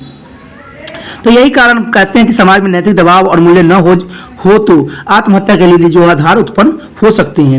इसमें जॉन स्पेंडिंग्स के अनुसार साफ कहा था कि समाज मानवीय संगठन चाहे वह कानूनी, आर्थिक, धार्मिक, सामाजिक कोई भी होने का आधार कुछ भी प्रतिबंधित है, क्योंकि प्रतिबंधों के अभावों में व्यक्तियों के लिए आत्म विकास और आत्म पहचान के अवसर प्राप्त हो जाते हैं। दरअसल व्यवहार के इन नियमों के भंग होने की सूरत में यथा कि जो है दुर्खमी अपनी आत्महत्या की थ्योरी में वर्णन भी करते हैं। व्यक्ति एक नैतिक जीवन के तौर पर अपना जो है सतर गवा बैठता है और अवस्थाओं यह स्थिति एक समझ और बदल रहे जो है सांप्रदायिक दायित्वों के नए सिरे से मूल्यांकन की मांग भी करती है। उसके बाद बढ़ रही आवश्यकताओं भी आत्महत्या की दायी होती है। Increasing are the social responsible for the society. कहते हैं आजकल निराशा, आवश्यकताएं की पूर्ति न होना और निर्धनता आत्महत्या के लिए उत्तरदायी होते हैं। देखिए दोस्तों, आज किसी बात के लिए निराशा होना व्यक्तियों को शोभा नहीं देता है। आवश्यकताओं की पूर्ति न होना भी लोगों के लिए इतनी संकट का कारण नहीं हो सकता है। क्योंकि देखिए, अगर आप अपनी आवश्यकताएं पूरा करना चाहते हो तो आपको उतना ही मेहनत करने की आवश्यकता है। अगर आप नहीं मेहनत कर रहे हो, अगर आप मेहनत से बच रहे हो, तो आपको आवश्यकताएं पूरा करने का भी अधिकार नहीं है। ये तो 100% सही बात भी है और सत्य भी है। क्योंकि कहते हैं जितना चादर हो उतना ही पैर पसारने की आवश्यकता होती है। अगर आपके चादर कम छोटी हो और आप पैर बहुत पसार रहे हो तो आपका पैर बाहर निकलेगा ही निकलेगा और आप उस ठंड से बच भी नहीं पाओगे। तो साफ यहाँ भी वही बात है, आवश्यकताओं की पूर्ति न होना भी जो है निर्धनता आत्महत्या के लिए उत्तरदायी होती है। तो आप इतनी आवश्यकता ही न रखो कि आपको मजबूरन ऐसे कदम उठाना पड़ेगा। क्योंकि एक बात याद रखना कि जो मानव जीवन है, जो हम धरती पे आए हैं, वो दुखों से भरा हुआ है, दर्दों से भरा हुआ है, और जो व्यक्ति इसके साथ चलता है वही महान कहलाता है। क्योंकि हम तो धरती पे आए हैं तो हमें हर सुख सुविधाएं और दुख सब कुछ मिलेगा, और हम इसके साथ जो बढ़ेंगे तभी हम आगे अपने जीवन को है सफल बना पाएंगे। इसलिए निर्धनता तब व्यक्तियों में आती है जब व्यक्ति कार्यवर नहीं रहता है, यानी आलस्य की गोद में सो जाता है। मैंने बहुत से व्यक्ति के देखा जो पढ़ते भी है, वो क्या करते हैं 12-12 बजे तक सोए रहते हैं। अरे भाई, आप जब सोओगे तो कार्य कौन करेगा, कर्म कौन करेगा? तब तो आपकी आवश्यकता क्या, आपकी कुछ भी आवश्यकताएं पूरा नहीं होगा। आज बेशक ही माता पिता पे आश्रित हो, अब माता पिता के लिए चल रहे हो, लेकिन बाद में जब वो नहीं असक्षम होंगे आपके लिए पूरे कार्य करने में, फिर क्या करोगे? इसलिए व्यक्ति का जो है, बहुत से कवियों ने, बहुत से लोगों ने बात साफ शब्दों में कहा है कि जो सूरज के जो है उदय होने से पहले, यानी सूरज की जो है लालिमा आने से पहले हर एक व्यक्ति को उठ जाना चाहिए और अपने काम में अग्रसर होना चाहिए। जब आप काम करोगे, अग्रसर रहोगे, तो आपको निर्धनता कहाँ सुताएगी और कहाँ आपको आत्महत्या कर लिए मजबूर करेगा। तो अगस्त का जो है हमारा दुर्कमी ने साफ शब्दों में बात क्लियर कहा था कि निर्धनता आत्महत्या के लिए उत्तरदायी कारण बनता है। पर दुर्कमी ने एक अलग सिद्धांत प्रस्तुत किया था। प्राचीन समय में जब समाज पूर्ण तरफ विकसित नहीं हुआ था, तब लोगों की आवश्यकता बहुत कम थी और आत्महत्या घटना भी कम थी। देखिए, इन्होंने पुरातन समय की सबसे सुंदर बात इसमें बताई गई है, क्योंकि जितनी आवश्यकता आप बढ़ाओगे उतनी ही आपको कष्ट भी बढ़ेगा, क्योंकि आवश्यकता ही कष्ट का जननी होता है। जितना आवश्यकता बढ़ेगी उतना ही आपको कष्ट सहना भी पड़ेगा। जैसे ही समाज विकसित होता गया, लोगों की आवश्यकता बढ़ती गई और इसके साथ साथ ही आत्महत्या घटना भी बढ़ती गई। लोगों के बढ़ने से कोई ऐसे कारक उत्पन्न होते जिसे आदमी जो अधीन धार्मिक मूल्य पर व्यवहारिकता की परवाह नहीं करते हैं। आपने देखा होगा कि आदि मानव जो होते हैं, चाहे आप कह सकते हो जो जंगलों में जो जीवन यापन करते हैं, उनमें आत्महत्या घटना होती ही नहीं है। आखिर क्यों नहीं होती है? क्योंकि वो आवश्यकताएं उनकी सीमित होती है। ना तो उनकी आवश्यकताएं होती है, ना वो लड़ते हैं, ना झगड़ते हैं, और अपना जीवन में सिर्फ एक चीज को मान्यता देते हैं, वो होता है उनका पेट भरना, और उसी के साथ जीवन भी यापन करते हैं। आप में से बहुत से लोग होते हैं जिनकी आवश्यकता ही आवश्यकता होती है, जहां पर एक चीज पड़ा रहता है दूसरा चीज की आप आग्रह करते हो कि भाई मुझे ये चाहिए, और जब नहीं मिलता है या तो आप गलत कदम उठा लेते हो या गलत रास्तों पे चलना स्टार्ट कर देती हो। और जब गलत रास्ते पे चलते हो तब जाके आपको एहसास होता है कि आप गलत रास्ते पे चले गए हो और कानून आपको छोड़ेगा नहीं, और ऐसा करने के बाद आप क्या करते हो, वही फैसला करते हो जो कि कभी भी देश हित के लिए और कभी भी आपके हित के लिए सक्षम नहीं होता है, संभव नहीं होता है। तो ये चीजें जो होती है सभी व्यक्तियों को और सभी बच्चों को, सभी नौजवानों को सोचना चाहिए कि मेहनत कीजिए और अपने जो है आवश्यकताओं को सीमित रखिए, जिससे क्या होगा, आप बहुत सुंदर और पवित्र जीवन जीने के लिए अग्रसर रहोगे। तो इसमें दुर्कमी ने साफ लिखा था, साफ कहा था, उन्होंने साफ शब्दों में कहा था, enemies therefore is the regular and specific factor in the society in our modern society, one of the spring from to which their animal consists of feed। देखिए, साफ शब्दों में कहा गया था कि प्राचीन समय में जो था समाज में कोई भी आवश्यकता इतनी विकसित नहीं थी और ना इतनी अधिक आवश्यकता थी। जैसे जैसे समाज का विकास हुआ वैसे वैसे आत्महत्या की पद्धति जो थी धीरे धीरे बढ़ती चली गई। तो इसमें साफ शब्द और साफ कहा गया है कि आत्महत्या का कारण जो है हमारी आवश्यकता है। हमारी आवश्यकता ने ही हमारे जीवन को नष्ट करके रख दिया है। उसके बाद है कुछ सामाजिक कारक। देखिए, कुछ सोशल फैक्टर भी होती हैं। दुर्कमी के अनुसार जो आत्महत्या भौगोलिक, वंश अथवा अन्य कारकों परिणाम नहीं है, यह एक सामाजिक तथ्य है जो सामाजिक स्थिति से उत्पन्न होता है और जो प्रसन्नता के अनुसंतुलन यानी असंतुलन जो अप्रसन्नता के लिए उत्तरदायी साधनों की कमी से उत्पन्न होती है। यानी आप अगर आपके पास जो है आपके पास संसाधन नहीं होगा तो इसकी वजह से क्या होगा, आप गलत कदम उठाओगे। मनुष्य को जो अप्रसन्न कर देता है और इसलिए जो आत्महत्या के बीज बीतते जाते हैं। यानी जब आप अप्रसन्न रहते हो तो आप क्या करते हो, गलत कदम उठाते हो। देखिए दोस्तों, मैंने क्या बोला अभी कि जीवन जो है दुखों का घर है। अगर आपने धरती पे आए हो तो आपको ये बात हमेशा याद रखना चाहिए कि जहां दुख है वहीं पे सुख है। जो दुख की गम नहीं सहता वो सुख भी नहीं सह सकता है। कहते हैं ना कि जितना आपको दुख सहते हो उतना गम भी, आपको सुख भी सहना पड़ेगा। साफ इन शब्दों में अगर कहा जाए तो कहते हैं ना कि जिंदगी में सुख का अनुभव वही कर सकता है जो जिसने दुख सहा हो। ठीक है, भूख का अनुभव वही कर सकता है जो भूखा रहा हो। ठीक है, मेहनत का परिश्रम वही जानता हो जो जिसने मेहनत किया हो। ठीक है, रोटी का कीमत वही जानता है जो रोटी खाया हो। तो इसमें साफ आप कह सकते हो कि देखिए, जो आत्महत्या के जो प्रवृत्ति होती है वो इन्हीं कारणों से उत्पन्न होती है। यानी आप जो हो अप्रसन्न रहते हो, तो अप्रसन्न रहते हो तो इसका क्या कारण है? आप खुशी रहने की कोशिश करो।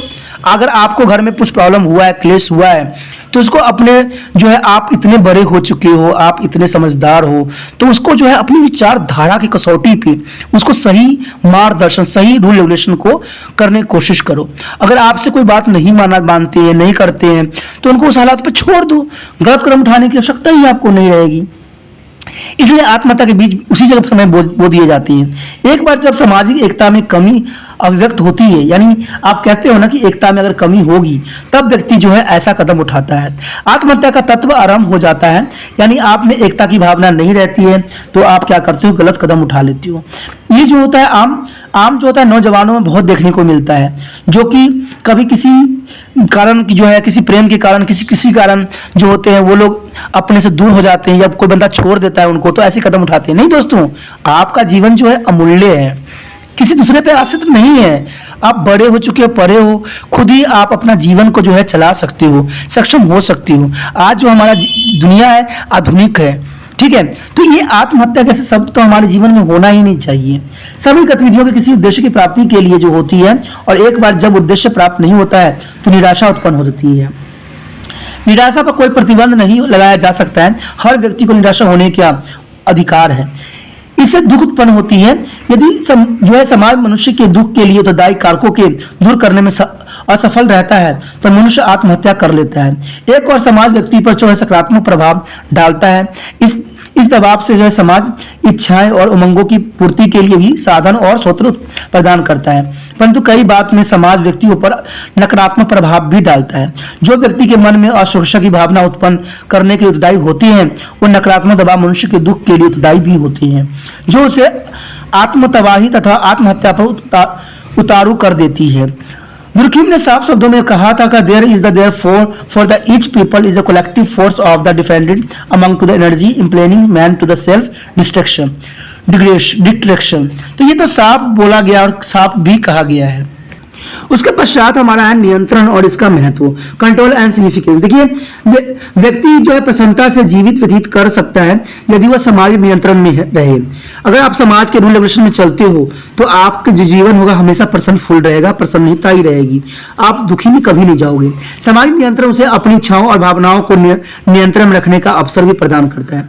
आज दुर्घटना ये सब घटने का जो कारण होता है, आप समाज नियंत्रण से आप बाहर हो चुके हो, आप अपनी मर्जी चलाना चाहते हो, अपनी इच्छाओं और भावनाओं को स्वतंत्र रखना चाहते हो, लेकिन ऐसा नहीं होता है दोस्तों। अगर आप समाज में रहते हो तो समाज के नियम और नियंत्रण में रहना भी आपको आवश्यक होता है। अगर समाज के रूल रेगुलेशन को आप अनदेखी करोगे तो आपको जो है गलत रास्तों पे ही चले जाओगे, और गलत रास्ते पे जाओगे तो सदैव जो है आप गलत रास्तों को चुनोगे और गलत काम ही करोगे। इसके अनावश्यक प्रतियोगिता नहीं बढ़ती है और लोग सीमित हालत के अंतर्गत जीवन व्यतीत करते हैं। तो वही कहते हैं ना, अगर समाज के रूल रेगुलेशन चलोगे तो अनावश्यक प्रतियोगिता नहीं बढ़ती है और इस हालत में आपका जीवन जो है अच्छा व्यतीत होता है। परंतु जब समाज नियंत्रण एक बार समाप्त हो जाता है तो अनावश्यक गलत प्रतियोगिता आरंभ हो जाती है। तब जो होता है लोग गलत रास्तों पे जाना स्टार्ट कर देते हैं और लोग दुखी हो जाते हैं। जब उनके दुख अपनी सीमा पार कर जाते हैं तो आत्महत्या का तत्व उत्पन्न हो जाती है। एक व्यक्ति को आत्महत्या करने का उसका प्रभाव उसके पूरे परिवार पर भी पड़ता है। क्योंकि एक व्यक्ति अगर गलत कदम उठाता है तो आप तो समझते होंगे कि आपने जो कदम उठाया आपके लिए सही था, लेकिन आपने एक बात नहीं जाना कि आपने अपने परिवार को एक एग्जाम्पल दे दिया है। ठीक है, आपने एग्जाम्पल दे दिया है कि अगर दुखी हो जाओ तो आत्महत्या कर लो। इसकी वजह से क्या होगा कि आपके परिवार के कई सदस्य जो है इसी कारण से, इसी आगोश में सो जाएंगे। तो आप अगर अपने से प्यार करते हो तो ऐसे कदम कभी भी लाइफ में न उठाओ। दुखी हो तो आप प्रसन्न रखने की कोशिश करो, आप दूसरी चीजों को देखो। आज आपको पता ही है कि चारों तरफ इतनी खुशियां बिखरी हुई है, सिर्फ उसको समेटने वालों की आवश्यकता है। ठीक है, क्योंकि कोई भी व्यक्ति अकेला नहीं रहता है। ठीक है, उसको चारों तरफ समाज में इतनी कुछ बिखरा हुआ है, उनकी जिंदगी प्रत्येक कोने से किसी अन्य के साथ जुड़ी हुई होती है। यानी आपके लिए सिर्फ एक व्यक्ति इंपॉर्टेंट नहीं है। आपको पता है, अगर मान लीजिए आपके प्रेमी ने आपको धोखा दिया है, तो क्या आप प्रेमी के लिए जीवन जी रहे थे? बचपन से क्या प्रेमी के लिए जिंदा थे? अरे नहीं, आपके पास माँ बाप है, भाई बहन है, आपके रिश्तेदार हैं, आपके इतने लोग चाहने वाले हैं, तो आप एक के लिए ऐसा कदम उठा रहे हो। ये कहाँ की उचित है और कहाँ के लिए सही है? तो यही तो बात यहाँ पर जो है दुख ने साफ शब्दों में कहा है कि उसकी जिंदगी प्रत्येक कोने से किसी अन्य के साथ जुड़ी हुई है। यानी हर एक व्यक्ति जो है उसके साथ जुड़ा हुआ है। फिर एक व्यक्ति के लिए उसने ऐसा कदम नहीं उठाना चाहिए। अंतर समाज नियंत्रण बहुत ही आवश्यक है। लेकिन यह कहना है कि जब आत्महत्या की दर में वृद्धि होती है तो मानवीय संबंध में परिवर्तन होता है। तो बात तो सही है ना कि समाज में जब ऐसी कदम उठाई जाएगी तो मानवीय संबंध में परिवर्तन तो होगा ही होगा। कई लोग तो आपसे संबंध ही तोड़ लेते हैं। समय के मांग के अनुसार समाज के जो ढांचों में परिवर्तन होता रहता है। इससे क्या होता है, समाज के ढांचा में परिवर्तन होता चला जाता है। कई बार गैर समाजी तथ्य भी समाजी परिवेश की प्रभावित करते हैं। अगर आप ऐसे कदम उठाओगे ना तो बहुत से समाजी तत्व जो होते हैं इसका गलत कदम भी उठा लेते हैं। ऐसे बहुत से देखे होंगे, आपने फिल्म में भी देखा होगा कि जो लड़का होता है कोई असामाजिक तत्व होता है और वो क्या करता है, लड़कियों को अपने जाल में फंसाता है और उसको रिलेशन में फंसा लेता है और प्रेम के जाल में फंसा के फिर उसको छोड़ जाता है। और वो लड़की क्या करती है, उसके पास कोई चारा ही नहीं बचता। तो ऐसा तो आप फिल्म में भी देखते हो, आम होती है। तो यही बात है कि जो गैर समाजी तत्व है वो भी जो होते हैं इसका परिवेश का फायदा उठा लेते हैं। इस प्रकार समाज नियंत्रण रखने वाले लोगों को आत्महत्या करने से रोका जा सकता है। जो व्यक्ति सामाजिक नियंत्रण में रहते हैं, समाज के साथ चलते हैं, उनको आत्महत्या से रोका जा सकता है। समाज में आत्महत्या की दर कम करने के लिए समाज नियंत्रण बहुत ही आवश्यकता है। क्योंकि समाज में अगर रह रहे हो तो आपको सदैव याद रखना चाहिए कि समाज जिन चीजों को मान्यता नहीं देती है वो चीज नहीं करना चाहिए। अगर वो चीज करोगे तो हमेशा ही जो है अपने आप को दुखी अवस्था में ही पाओगे। उसके पश्चात है हमारा सामाजिक संगठन। देखिए, दुखी ने कहा है कि सामाजिक विघटन आत्महत्या के आधारभूत कारक है। जब प्रेम, सहयोग और पारंपरिक निर्भरता के आधार पर आधारित समाज की एकता समाप्त होने लगती है तो आत्महत्या के लिए उत्तरदायी परिस्थिति उत्पन्न हो जाती है। मैंने साफ शब्दों में आपको कहा है कि प्रेम और सहयोग, यही सहयोग और पारंपरिक निर्भरता ही आत्महत्या के कारणों का जन्म देता है। क्योंकि व्यक्ति जो होते हैं किसी एक व्यक्ति पे आश्रित हो जाते हैं। अरे नहीं, आप लोग खुद भी इतने सक्षम हो कि अपना जीवन को सही रूप और रंग से आगे बढ़ा सकते हो। ठीक है, क्योंकि आप सिर्फ एक व्यक्ति के लिए नहीं हो, आपके साथ आपके माँ है, पिता है, भाई बहन, इतने सारे संबंधी हैं। फिर एक व्यक्ति से आप कैसे जुड़ सकते हो? जब वो व्यक्ति आपके लिए लॉयल नहीं है तो आप क्यों इतनी टेंशन में हो, आप क्यों इतनी तकलीफ ले रहे हो कि इसके लिए आपने गलत कदम उठा लिया है? आपका जीवन जो है अमूल्य है, क्योंकि जीवन जो है दोबारा नहीं मिलता है। आप सोचते हो कि दूसरा जन्म हम लेते हैं, ऐसा कुछ भी नहीं होता है। मानव ये नहीं जानता है कि दूसरा जन्म लेगा कि नहीं लेगा, कहाँ लेगा, किस रूप में लेगा, और ये बातें आपको याद नहीं रहेगा। तो क्यों अमूल्य जीवन को जो है नष्ट करने में लगे रहते हो? इसमें दुर्गमई ने साफ शब्दों में भी कहा था कि इन सब कारणों का जो है प्रेम, सहयोग, पारंपरिक निर्भरता के आधार पर भी समाज की एकता समाप्त होने लग जाती है। तो आत्महत्या की उत्तरदायी स्थिति उत्पन्न भी होने लगती है। सामाजिक संगठन और आत्महत्या की भावना का जो पारंपरिक संबंध है, क्योंकि धर्म एक बंधन है जो लोगों को एक साथ रखता है। मैं पहले भी कई बार कह चुका हूं कि धर्म जो है हमें अच्छा कर्म सिखाता है, न कि हमें भेदभाव करना सिखाता है।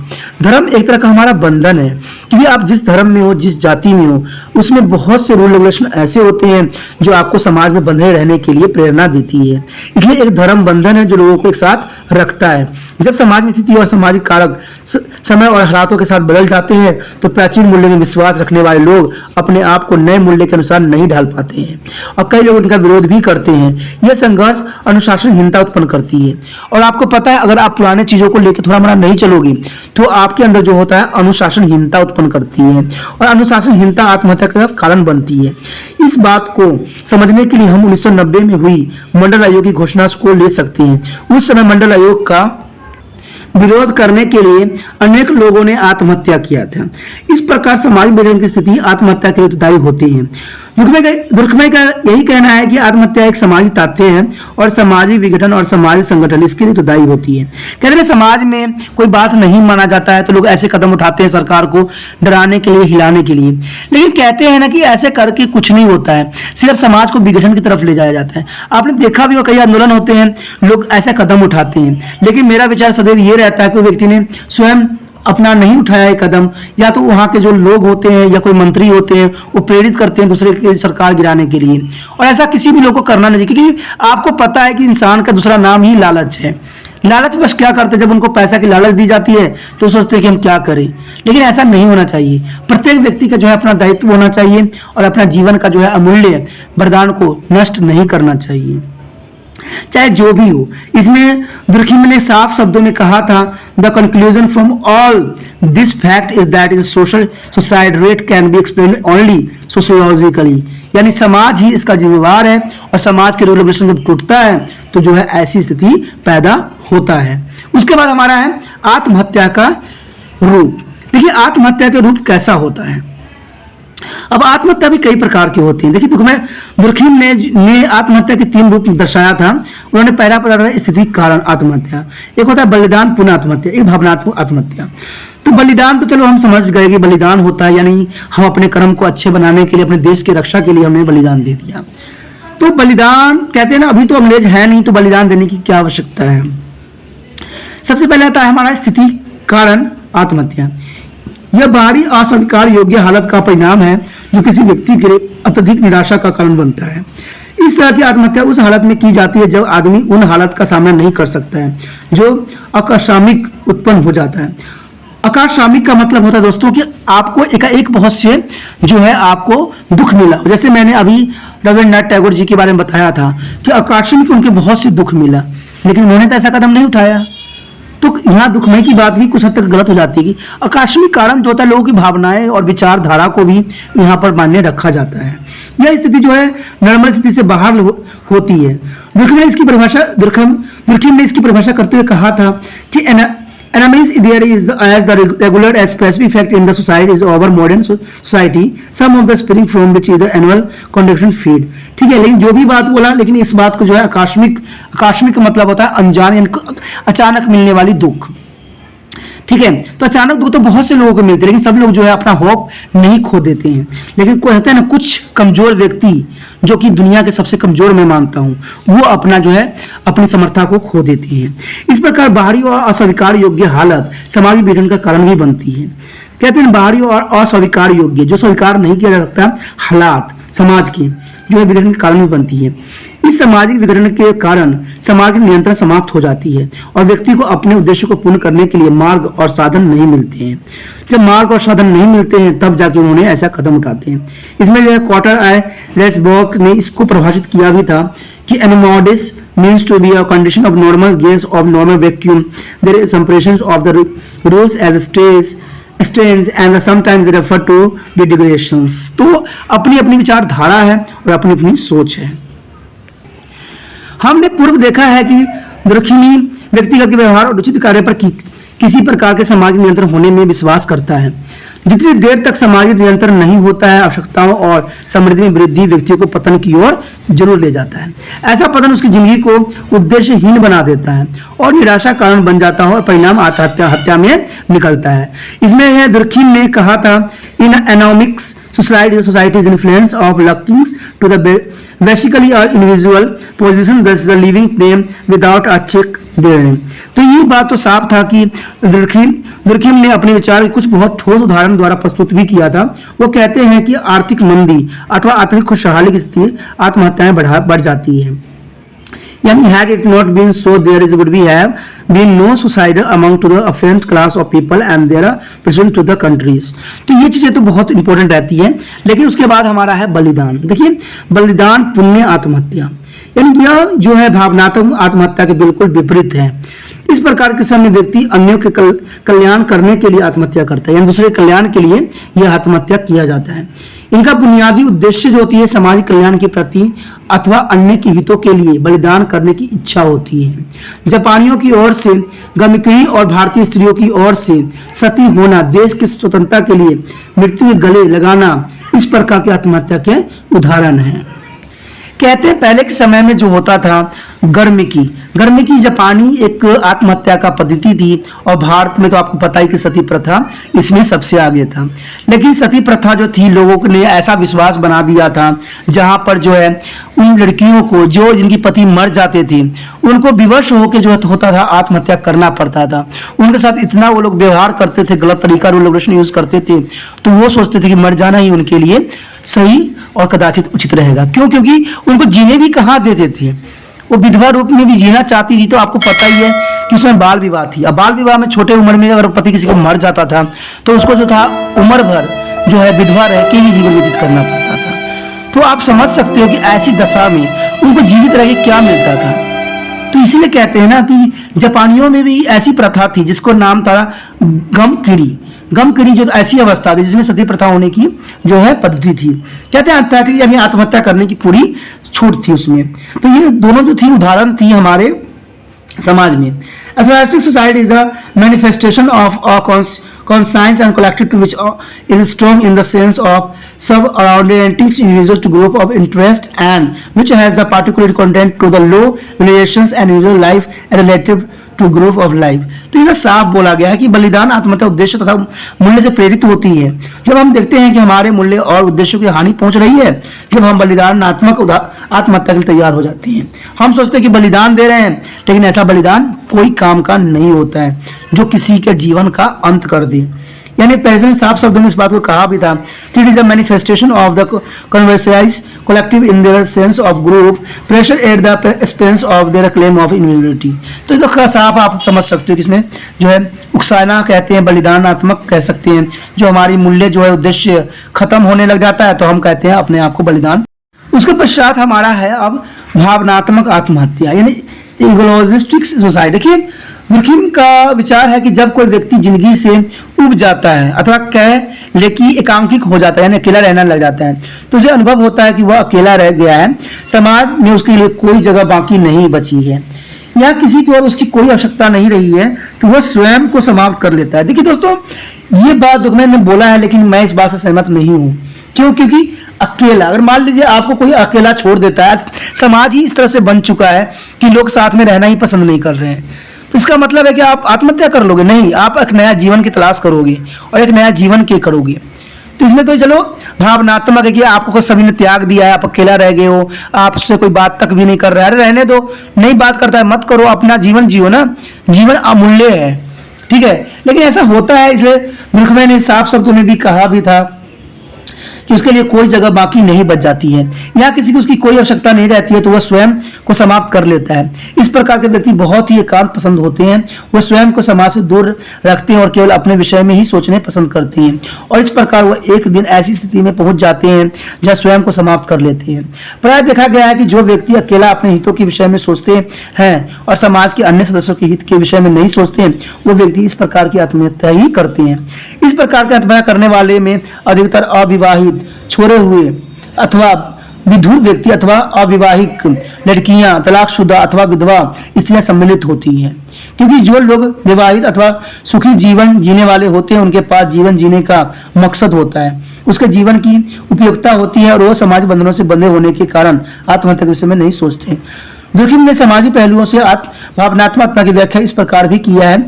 इन egoistic society has a foundation in the truly collective activity through the depressive the letter of the object and meaning to the egoistic society is communicated by their people who is become the introvert and have less desire to live and the company of this other।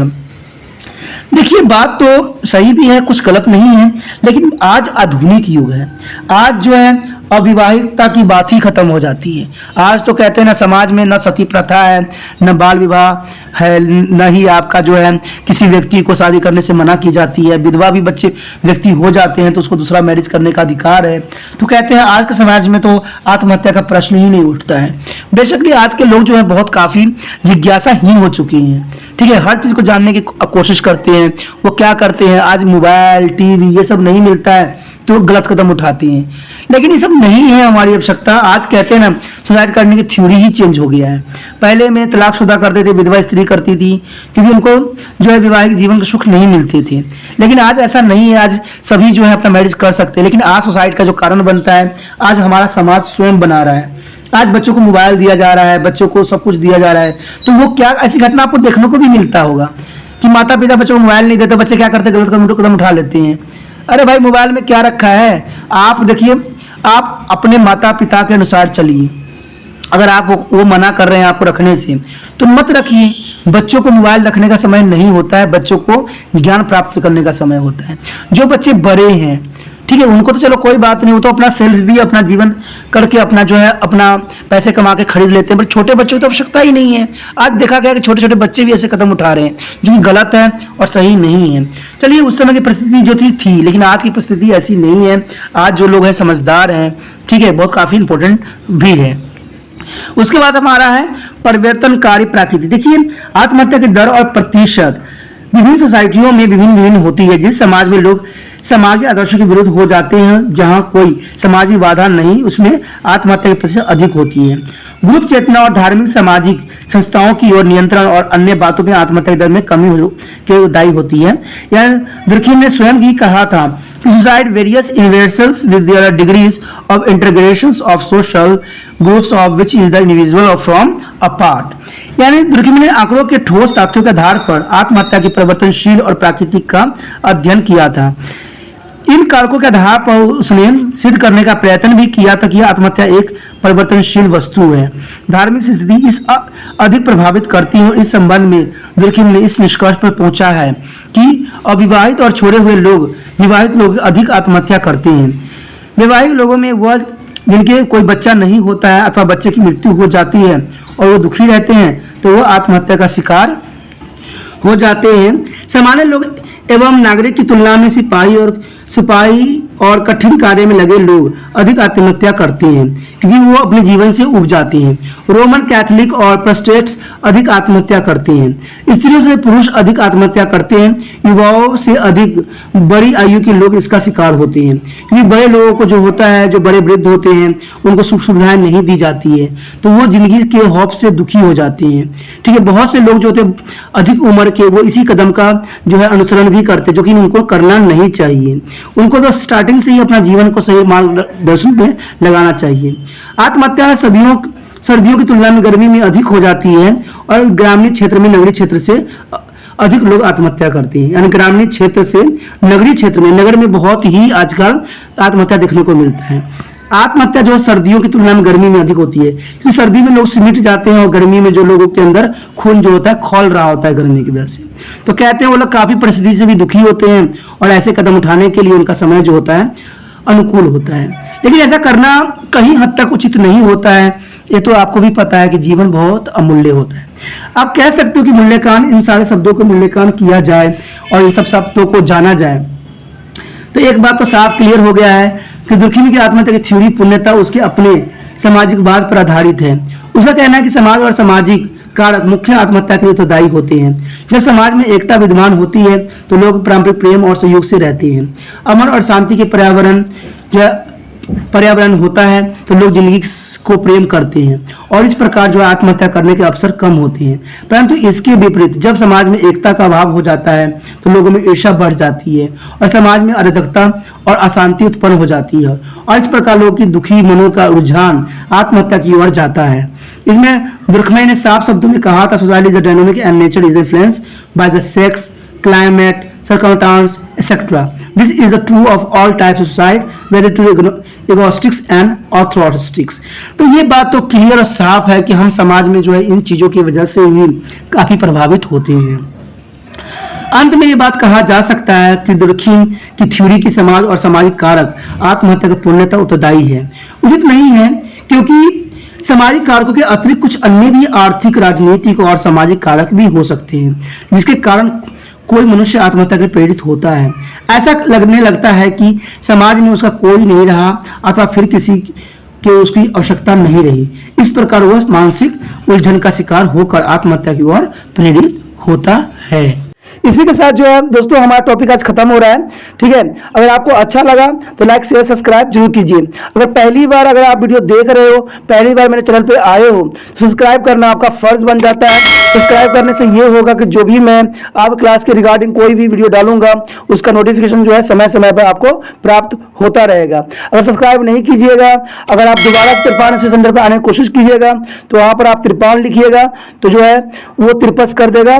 ठीक है, जो आप Google पर search करेंगे तिरपस कर देगा, जिससे वजह से आप जो है मेरे वीडियो का जो है फायदा नहीं उठा पाओगे। तो सोचिए मत, विचार मत कीजिए, सब्सक्राइब कीजिए। आप सोचते होइएगा कि मेरे जो एग्जाम खत्म हो जाने के मेरा क्या जरूरत है तिरपान श्री सेंटर से। ठीक है, तो इसलिए सब्सक्राइब नहीं करने का सोचिएगा, लेकिन दोस्तों ऐसा नहीं है। तिरपान श्री सेंटर जो है बहुत हेल्पफुल है। क्यों? क्योंकि ये जो है आपके 8th class 9th 10th 11th 12th जो आर्ट्स के सब्जेक्ट को कवर करता ही है, प्लस जो है ये NIC बोर्ड के जो है 10th प्लस 2 को भी कवर करता है। साथ में BA जो है फर्स्ट ईयर से लेकर 6 सेमेस्टर तक बच्चों के लिए ये अग्रसर रहेगा आर्ट्स सब्जेक्ट में। तो सोचिए नहीं, विचार नहीं कीजिए, काफी जो है तिरपान स्टडी सेंटर का फायदा ही फायदा है। ठीक है, अगर आप मुझे प्रोत्साहित करोगे तो आपके लिए मैं तरह तरह के वीडियो बनाऊंगा जो आपको फायदा पहुंचाएगा। एग्जाम के तौर पे मैं आपको जो है पेपर भी आपको सोल्यूशन करके दिखाऊंगा जो आपके लिए फायदेमंद रहेगा।